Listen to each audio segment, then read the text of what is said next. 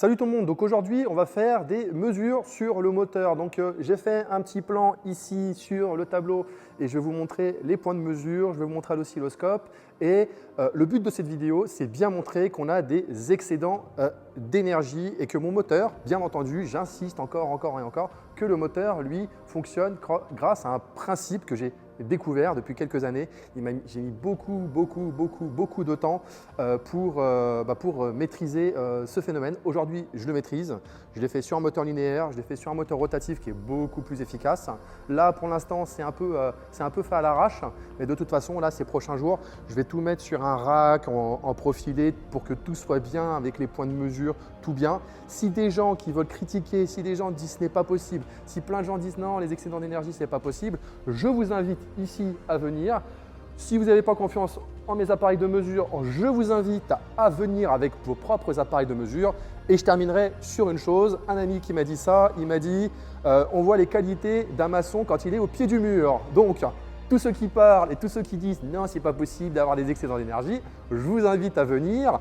D'ailleurs, j'ai remarqué une seule chose, c'est que dans toutes les vidéos où ça parle d'excédents d'énergie, de Nikola Tesla, d'énergie libre et j'en passe, je suis le seul, et j'insiste bien le seul, à faire des mesures énergie in, énergie out. Voilà, sur ce, je vous laisse, on va passer au tableau, je vais vous expliquer les points de mesure et on va passer à la démonstration. Alors voilà le système, il est vraiment très simple. Donc, j'ai mon alimentation, tout ça en courant continu. J'ai un IGBT, c'est un transistor qui je ferme, je l'ouvre, je ferme, je l'ouvre. Quand il est fermé, un courant va s'établir dans mes bobines, donc les bobines du stator et les bobines du rotor. Ici, j'ai schématisé les charbons. Ce qui va se passer, c'est que du coup, quand l'IGBT est fermé, le courant s'établit.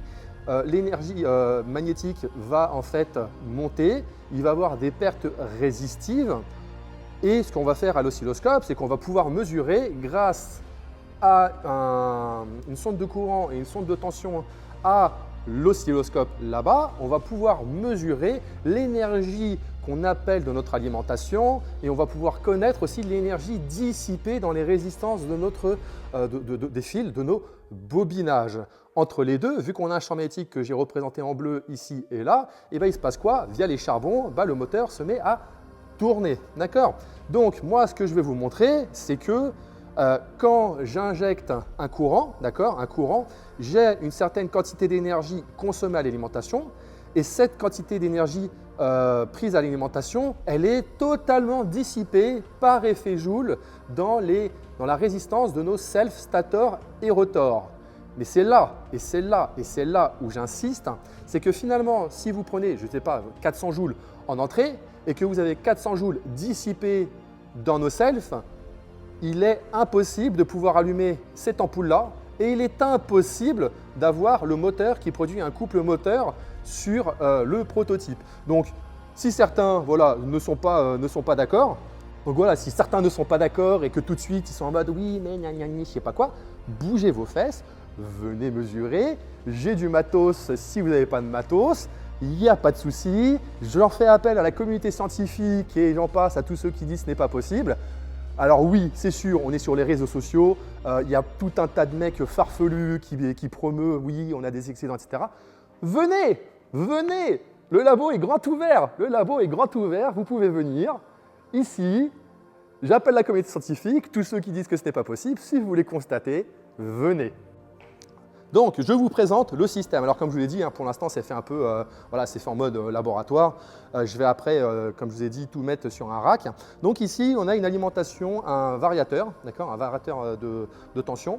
Il permet en fait, alors il y a le variateur de tension, j'ai la sortie, j'ai un transfo d'isolation, pont de diode, gros bande condo pour avoir du courant continu, un courant de glissage qui permet d'avoir un courant de glissage bien propre pour avoir des signaux bien propres dans notre moteur.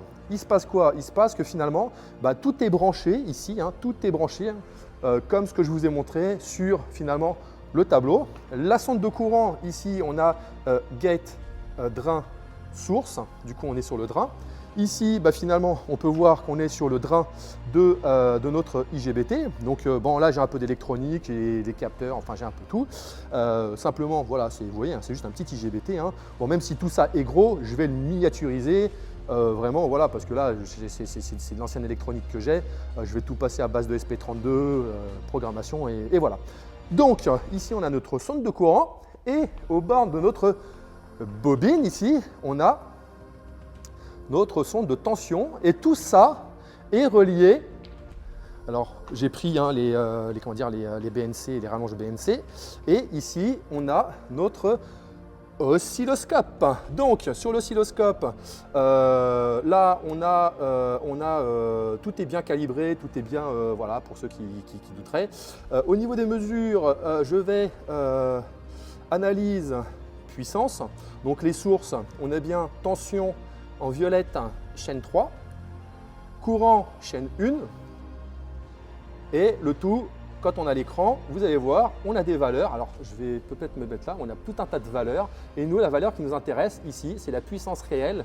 Et en fait, on est dans average. Voilà, c'est la moyenne, d'accord, de la puissance constamment utilisée. Voilà, donc je vais mettre après en route et il va se passer quoi? Il va se passer qu'en fait, on va pouvoir comparer finalement la puissance appelée sur l'alimentation. Donc, on va pouvoir connaître l'énergie appelée sur nos bobines. Et après, pour connaître l'énergie dissipée dans la résistance, et tout simplement, on va prendre le courant RMS. On va prendre le courant RMS et avec le courant RMS, vous allez voir, on va faire un truc très simple. Avec ce courant RMS, alors vous allez voir, on va faire P égale RI au carré. Donc ici, j'ai mon multimètre. Alors je vais retirer ça ici et on va mesurer la résistance de nos selfs en série. Voilà, qu'on peut mesurer, on est à 14,8 ohms, 14,7, 14,8 ohms. Donc c'est parti, on redéfait tout. Voilà, j'essaye d'être le plus clair et le plus transparent avec vous. Donc, bien entendu, toutes les bobines avec les bobines. Et alors, comme je vous ai dit, il y a électroaimant, aimant, électroaimant, aimant, électroaimant.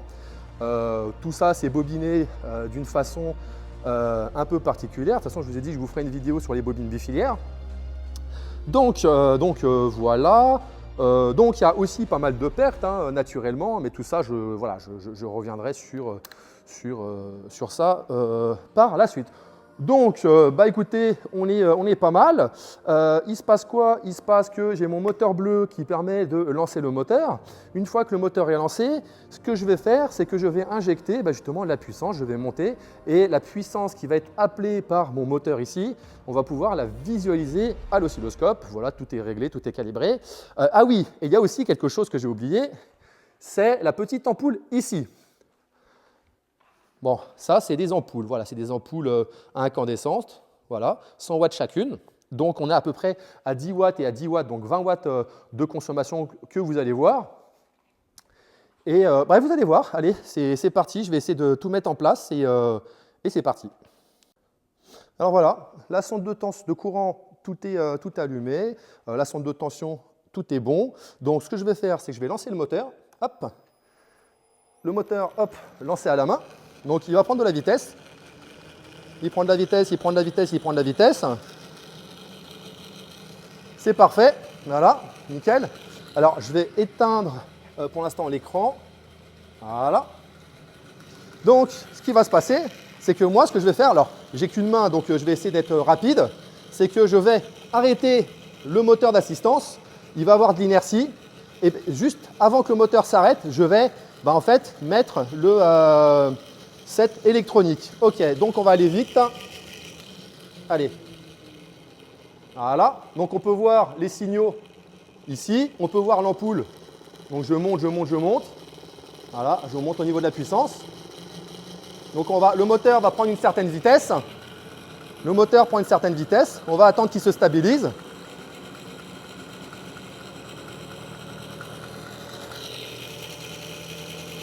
Voilà, donc il s'est stabilisé. Je veux faire une capture d'écran. Alors je vais mettre l'écran là, écran on. Voilà. Donc on a la puissance moyenne qui va s'afficher. le moteur qui accélère, on va prendre sa vitesse.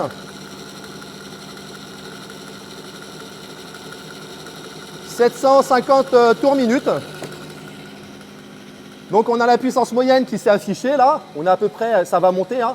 Donc si je fais, hop, je réinitialise. Et là on est bien à 328 et quelques watts. Donc je vais capturer le signal. Hop, ah merde.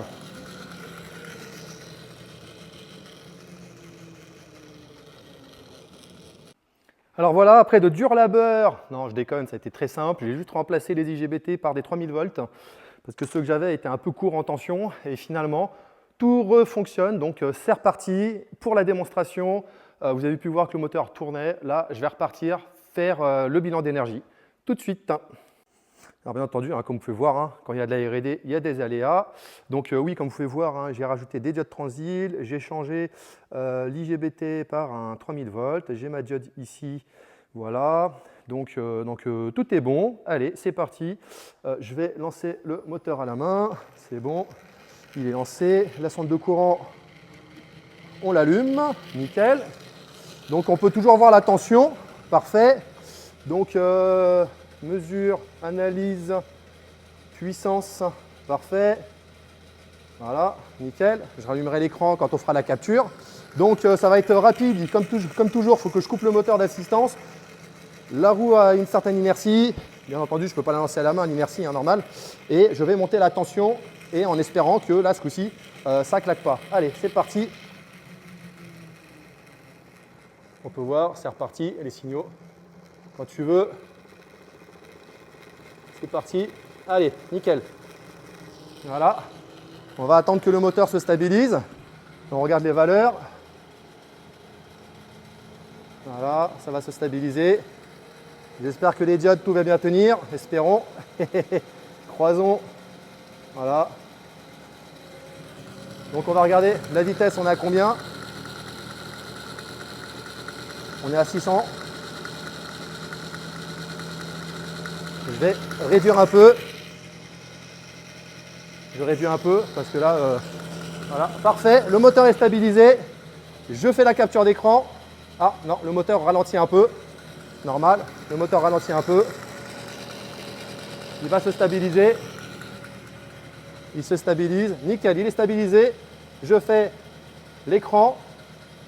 On est à combien en puissance? On est à 200 et quelques watts. Ça va se stabiliser. On attend encore un peu. Voilà. C'est stabilisé à 200 watts. On a les ampoules qui s'allument. L'électronique, non, tout a l'air de bien tenir. Je suis content. Donc on est bien à 200. Voilà, on a une moyenne de 197 watts. Ça monte un petit peu. On va encore attendre un peu. Donc on a 8 bobines. On a 8 bobines. Donc on fait 200 divisé par 8. On a 25 watts de perte par bobine. Donc vous voyez, hein, on est à 202. On a 3,80 ampères, 3,82 ampères, hein, qu'on peut voir. Bon, c'est parfait, hein, on est stabilisé. Allez, je vais faire la capture d'écran. Capture d'écran. On va arrêter le moteur. Hein. On peut voir les ampoules. On a du travail, on a du couple. On a du couple au niveau du moteur. J'appuie, hein. Bon, il ralentit un tout petit peu. Hein. Allez, voilà. Et maintenant, on va faire le bilan d'énergie. Voilà. Alors, je récapépète. Là, c'est la puissance réelle, moyenne, d'accord, qu'on prend sur notre alimentation. Donc, sur notre alimentation, on prend hein, de notre alimentation, hein, des gros condos hein, qu'on peut voir ici. On prend 200 watts. Ces 200 watts vont dans les bobines, comme je vous ai expliqué. Voilà, on a ici plus et moins, on a nos condos qui vont, le courant va passer dans nos bobines. Et nous, ce qu'on fait, c'est qu'on fait la puissance qu'on injecte, puissance moyenne, l'intégrale, etc. L'oscilloscope, c'est ce qu'il fait. Voilà. Et grâce à ça, on peut connaître l'énergie voilà, qui va être dissipée, utilisée pour faire la rotation. Donc, et c'est là où ça va être la magie. D'accord? Vous allez voir, on va faire les calculs. Alors, c'est parfait. Donc, j'ai vérifié que tout est bien éteint, que voilà, tout allait vraiment très bien. Donc maintenant, on va passer aux choses sérieuses. Donc, on a 200 watts pris de notre alimentation. Allez, vous savez quoi, on peut même dire 202 watts. Hein, voilà, mais bon, c'est la moyenne sur le temps que j'ai fait fonctionner la machine.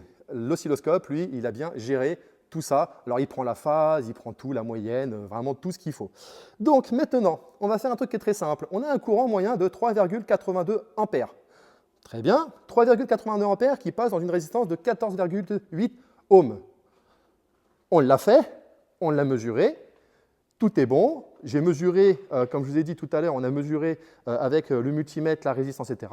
J'ai vérifié même avec le multimètre, là, enfin le pont de mesure, il mesure jusqu'à des nano-ohms, hein, donc je peux vous dire qu'il mesure très bien. C'est la bonne valeur. Donc, on est. Alors, en plus de ça, c'est que les bobines chauffent. Donc, si les bobines chauffent, la résistance monte. Donc, ce que je vais faire, là, c'est des mesures sous-estimées, encore une fois, hein, parce que les bobines, à l'intérieur, elles chauffent. Hein. Rappelez-vous, j'ai 25 watts de dissipation de chaleur dans notre bobine. Donc, la résistance a tendance à augmenter. Mais on va rester à la résistance à froid, la résistance la plus basse. Donc, et c'est là où ça va être la magie, vous allez voir, on va faire 3,82 au carré, PRI carré, c'est la mesure d'énergie de dissipée. D'accord, 3,82 ampères au carré fois 14,8 ohms. Donc 3,8285 au carré fois 14,8, ça nous donne 216 joules de chaleur dissipée dans notre moteur. 216 joules dissipés dans notre moteur. Alors qu'on prend 200 watts, 200 joules à notre alimentation, d'accord, 200 joules par seconde. Et notre moteur nous restitue 216 joules. Mais attendez, ce n'est pas fini. Parce que, qu'est-ce que je vous ai montré? Qu'il y avait du couple au niveau du moteur. C'est-à-dire qu'il faut du couple pour maintenir en rotation le moteur. D'accord, le rotor, je vous rappelle, il fait 18 kg. Plus quand j'éteins ce moteur-là, rappelez-vous, quand j'éteins ce moteur-là dedans, il y a une grosse masse à déplacer. Il y a les pertes au niveau des chaînes, enfin voilà, il y a les pertes au niveau des roulements, il y a les pertes au niveau des charbons. Donc j'ai calculé, on est à peu près à du 50 watts pour maintenir le mouvement, d'accord, maintenir, etc. et vaincre les résistances du moteur. Parce que s'il n'y avait pas de résistance, je lance comme ça et boum, ça part et ça ne s'arrête pas. Mais en plus de ça, attendez, ce n'est pas fini. On a quoi? On a 10 watts ici d'énergie et 10 watts d'énergie dissipée. D'accord? Donc, à partir de là, on peut faire un bilan d'énergie qui est très simple. C'est qu'on a 216 watts plus 50 watts, d'accord, au niveau de notre moteur, d'accord, plus 20, ça nous donne 286 joules pour 200 joules en entrée. Ah, que c'est magique! Alors je sais, il y en a plein qui vont dire tu t'es trompé dans les mesures, tu ne sais pas mesurer, etc. etc. Vous savez quoi? On voit la qualité d'un maçon quand il est au pied du mur et quand il a fait une maison. Donc là, vous allez venir avec vos gros sabots. Oui, moi je sais. Vous savez quoi? Là, il y a le schéma. Là, il y a le banc de test, banc de mesure. Je veux dire, vous pouvez venir avec vos appareils, vous pouvez faire tout ce que vous voulez. Ici, l'oscilloscope, lui, là, mesure l'intégrale, d'accord, le courant, tout, etc., le courant moyen, tout ce qu'il faut. Donc, je veux dire, à partir de là, je fais mes mesures énergie in, énergie out. On voit l'énergie que je prends de mes condensateurs ici. On voit ce que mes condensateurs donnent et il se passe un phénomène qui fait que j'ai plus d'énergie dissipée dans mes résistances de mes selfs. Et en plus de ça, il se passe quoi? J'ai un travail, parce que finalement, si j'avais 200 joules et les 200 joules, ils étaient totalement dissipés par effet Joule, il se passerait quoi? Il se passerait qu'il ne pourrait plus avoir d'énergie pour allumer ici les ampoules derrière, là, que vous voyez, et il n'y aurait plus assez d'énergie pour faire tourner le rotor. Donc à partir de là, c'est qu'il y a un travail, c'est qu'il y a un excédent, il y a une source d'énergie secondaire.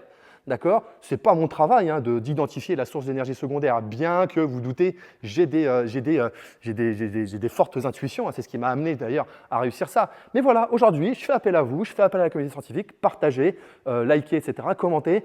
Encore une fois, tous ceux qui arrivent sur leurs grands sabots, moi je sais, sachez juste une chose, je vous bannis, je vous bloque. D'accord? Si vous venez chier sur mes plates-bandes, c'est comme si moi je venais devant chez vous, je frappe à la porte, je rentrais chez vous et je vous crachais à la tronche. Donc non, j'accepterai pas ça. D'accord? Donc voilà, prochaine vidéo, je ne sais pas quand, peut-être demain, après-demain, mais ça sera sur les bobines bifilières et je vous montrerai un truc que vous pourrez tester chez vous. Au passage, j'ai toujours les plans pour la barotropique hein, que je vends. Putain, j'ai là qui sursaute. Donc voilà. Donc si vous voulez les plans pour la barotropique pour expérimenter des gains d'énergie par la pression atmosphérique, allez-y. Mais voilà, taisez-vous les faits, les constats. L'important, ce n'est pas ce qu'on sait, c'est ce qu'on peut prouver. Point. Allez, ciao à tous.